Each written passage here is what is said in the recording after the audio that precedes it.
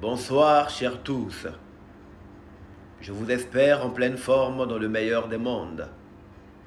Aujourd'hui, c'est le 5 août, date butoir de l'ultimatum que j'avais émis à l'endroit des opérateurs qui nous fournissent, à nous, les Togolais, les services Internet.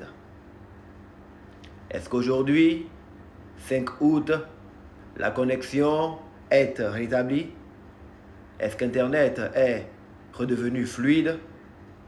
Je ne le pense pas, du moins je ne l'ai pas constaté.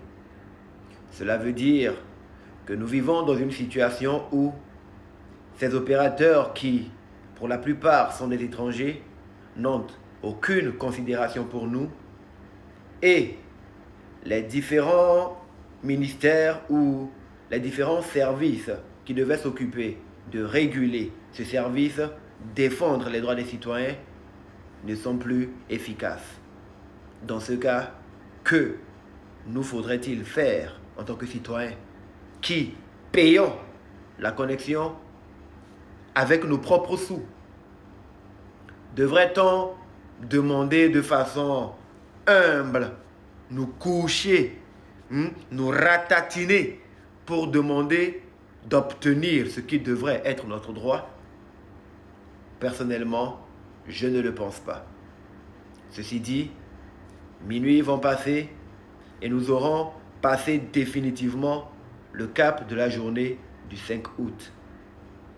Ce qu'il nous faudrait faire, ou ce que moi je ferai, je vous invite à ouvrir grandement les yeux ainsi que les oreilles, car je sais que je trouverai le moyen de me faire entendre.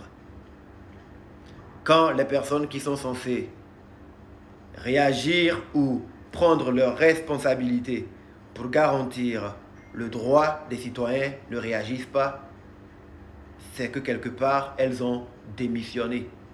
Et elles ne nous laissent pas le choix, à nous, les citoyens, de prendre nos responsabilités.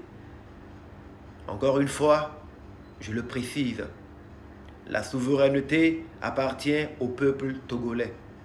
Et si nous sommes tous concernés, peu importe nos bords politiques, peu importe nos croyances religieuses, par ce problème qui nous affecte tous, c'est-à-dire le problème d'Internet qui a été restreint, nous devons prendre nos responsabilités et agir. En quoi faisant? Dans les heures à venir, nous serons très bien fixés. Le temps de la patience ou de l'inaction est révolu. Il est temps que le Togolais se fasse respecter. Nous ne pouvons pas admettre que des opérateurs, pour la plupart du temps étrangers, viennent nous arnaquer sur notre propre territoire, sans considération, sans respect, sans communiquer pour nous expliquer le pourquoi depuis plus d'1 mois maintenant, alors bien que nous payons de notre argent que nous gagnons déjà difficilement à cause de la réalité du pays, nous n'arrivons pas à avoir le service Internet comme cela se doit. Nous ne sommes pas des esclaves. Nous ne sommes pas des esclaves. Nous ne sommes pas des esclaves. Et ça, il faut que nous puissions, une fois de bon, le faire comprendre à qui veut l'entendre.